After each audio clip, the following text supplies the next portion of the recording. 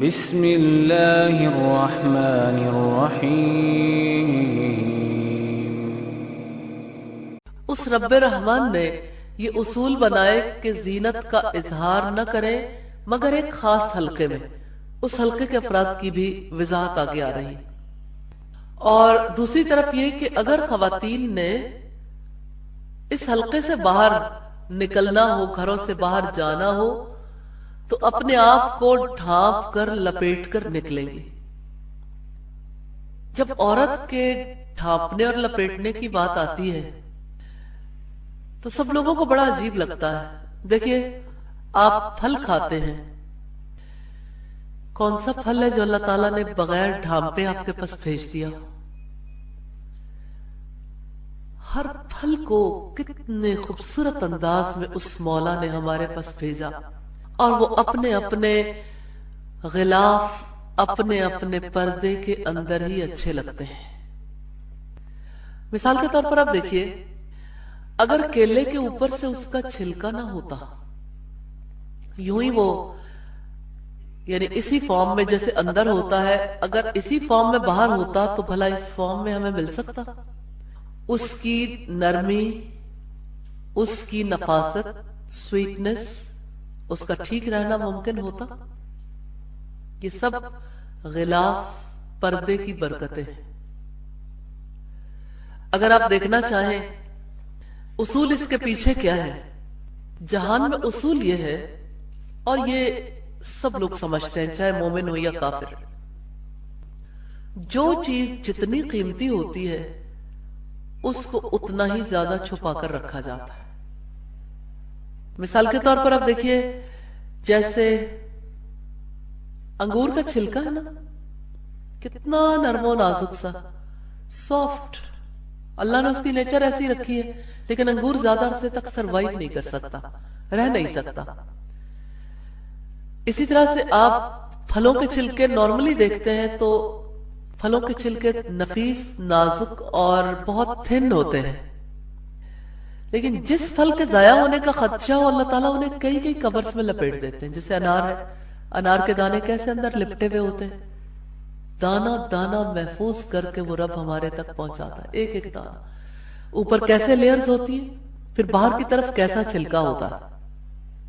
لیکن اگر ہم اسے آگے بڑھ کر دیکھیں، یعنی عام فروٹس کے نسبت ڈرائی فروٹ زیادہ مہنگا ہوتا ہے، اور ڈرائی فروٹ کے اوپر زیادہ اچھی کورنگ ہوتی ہے۔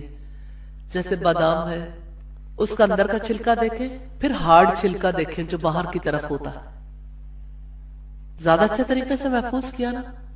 پھر آپ اپنی باڈی کے اندر دیکھیے، چلیے، ہماری زبان ہے، زبان کو اللہ تعالیٰ نے جبڑے کے اندر محفوظ کیا، پھر اوپر سکن ہے، محفوظ ہو گئی نا زبان۔ ذرا سی بھی زبان ادھر سے ادھر ہونے لگے تو کس قدر دکھتی ہے، تکلیف ہوتی ہے، لیکن پھر بھی زبان اوپن ہو جاتی۔ آپ اپنے دل کے بارے میں کیا کہیں گے، جس کو اللہ تعالیٰ نے کیسے اندر ڈھانپ کے رکھا؟ اوپر پورا جنگلہ ہے ہڈیوں کا، پھر ہڈیوں کے جنگلے کے اوپر پھر اللہ تعالیٰ نے ایک اور پردہ چڑھایا۔ کتنے پردوں کے اندر دل چھپا ہوا۔ ماں کے پیٹ میں بچہ پیدا ہوتا ہے نا، 3 پردوں کے اندر۔ آپ اگر اسی اصول کو پرکھنا چاہیں تو اپنے برین کو دیکھیے، دماغ جھلی میں بند ہوتا ہے، پھر اوپر سکل ہے، کھوپڑی، تاکہ دماغ اندر محفوظ رہے۔ اب جانتے ہیں سونا لوہے کی نسبت قیمتی ہوتا ہے، اور ہیرے کوئلوں کی نسبت بہت قیمتی۔ ہیرے دوسرے جواہرات کے مقابلے میں بھی قیمتی ہوتے ہیں۔ کبھی ایسا ہوتا ہے کہ ہم انہیں چھپائے بغیر یوں ہی ایسے ہی چھوڑ کے آ جائیں، جیسے سڑک پر گاڑی چھوڑ کے آ جاتے ہیں، یا کسی جگہ پر بھی گاڑی چاہے قدر و قیمت کی حامل ہے، لیکن گولڈ ہو، گولڈ کی بنی ہوئی جیولری ہو، ڈائمنڈز ہو، ہم انہیں یوں باہر ہر ایک کے رسائی میں چھوڑ کر چلے نہیں آتے۔ اس لحاظ سے اگر آپ دیکھیں تو دنیا میں بہت ساری جگہوں پہ تقریباً ہر جگہ پر ہمیں یہ اصول سمجھ آتا ہے کہ جو چیز قیمتی ہوتی ہے اسے چھپا کر رکھا جاتا ہے، حفاظت میں رکھا جاتا ہے۔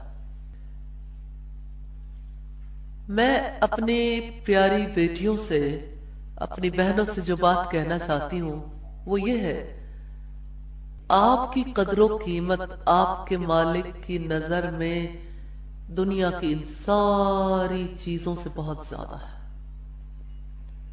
اس لیے اللہ تعالیٰ نے یہ حکم دیا کہ اپنے آپ کو چھپا کر رکھیں، اپنے آپ کو ہوسناک نظروں سے بچا کر رکھیں۔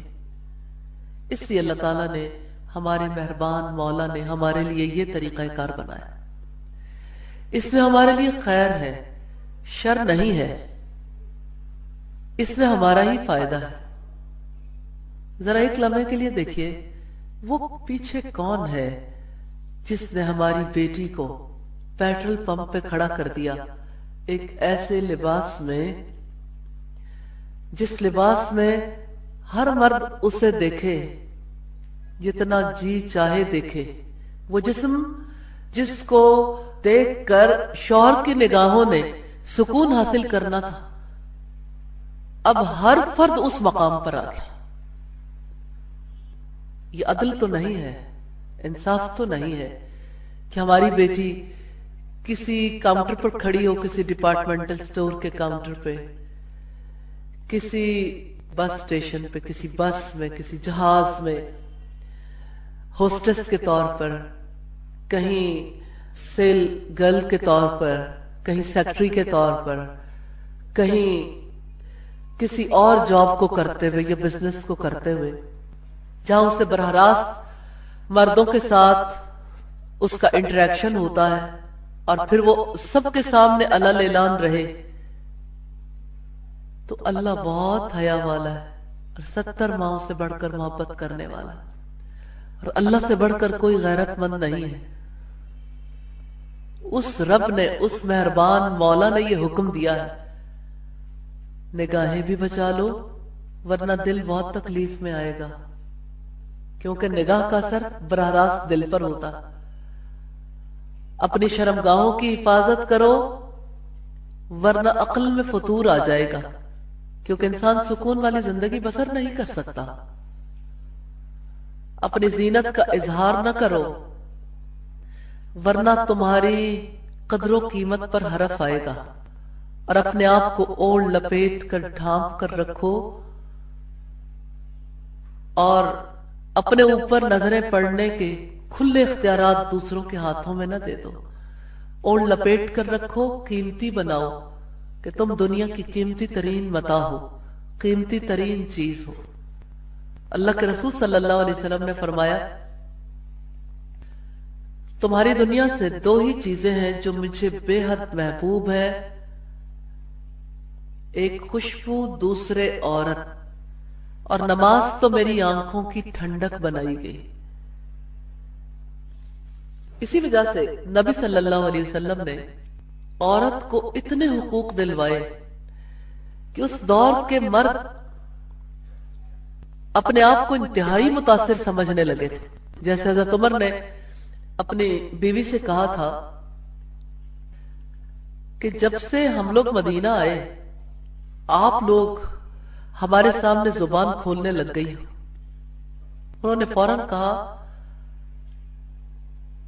کہ آپ ذرا صبر کیجئے، اپنی بیٹی کے گھر جا کے دیکھیے کہ وہ سارا دن رسول اللہ سے روٹھی رہتی ہے، کیونکہ عربوں کے یہاں کوئی تصور بھی نہیں کر سکتا تھا۔ کسی عورت کا یہ حق تھوڑی تھا، جس عورت کو زندہ رہنے کا حق نہیں تھا، جس عورت کو تعلیم کا حق نہیں تھا، جس کو ایک جانور جتنی قدر و قیمت کی نگاہ سے بھی نہیں دیکھا جاتا تھا، جس کو اپنے لیے کوئی متاع بھی خیال نہیں کرتا تھا، جو ہمیشہ ہی ماں باپ کے لیے بھی بوجھ ہوتی، شوہر بھی اس کو اچھی نگاہ سے نہیں دیکھتا تھا، جس کی زندگی میزریبل تھی، اس عورت کو اللہ تعالیٰ نے اپنے رسول کے توسط سے کیا مقام دلوایا، اور کس طرح سے آپ صلی اللہ علیہ وسلم کے گھر حضرت عمر پہنچے، اپنی بیٹی سے بات چیت کی کہ آیا واقعی یہ درست ہے بات؟ تو حضرت حفصہ نے کہا کہ ہاں لیکن یہ ہمارا آپس کا معاملہ ہے. تو سچی قدر و قیمت رسول اللہ صلی اللہ علیہ وسلم نے پہچانی اور سچی عزت محمد رسول اللہ صلی اللہ علیہ وسلم نے دلوائی. تو جو حجاب ہے دراصل یہ پناہ گاہ ہے، عورت اس کے توسط سے اپنا تحفظ کرتی ہے، اور یہ ہمارے پیدا کرنے والے نے ہمیں اپنی حفاظت کرنے کا ڈھنگ سکھایا ہے. اور اللہ کی رحمت ہوتی ہے جس پر اس کو یہ حقیقت سمجھ آ جاتی ہے اور وہ رب کے حکم پر عمل کرتے ہوئے کوئی تکلیف محسوس نہیں کرتی. اور جس کو یہ حقیقت سمجھ نہیں آتی اس کے لیے یہ سارے معاملات بوجھ بن جاتے ہیں. تو میں اللہ سے دعا کرتی ہوں کہ اللہ تعالی ہم سب کو حجاب کی حقیقت سمجھنے کی توفیق عطا فرمائے، اور اللہ تعالی ہم میں سے ہر اس بچی کو، ہر اس بہن کو جس نے ابھی تک حجاب نہیں کیا، اسے اپنی قدر و قیمت پہچان کر اپنے رب کے حکم کی تعمیل کرنے کی اللہ تعالی توفیق عطا فرمائے. مدینہ کی خواتین نے جس وقت حجاب کا حکم آیا تھا تو کس طرح سے جب وہ حجاب کا حکم سن کر نکلنے لگی تو ان میں سے کوئی بھی بے حجاب نہیں تھی. انہوں نے باہر نکلتے ہی اپنے آپ کو ڈھانپ لیا تھا کہ اب جب رب کا حکم آ گیا اب اس کی حکم عدولی نہیں ہو سکتی. اللہ تعالی ہمیں بھی مدینہ کی عورتوں جیسا ایمان نصیب فرما دے.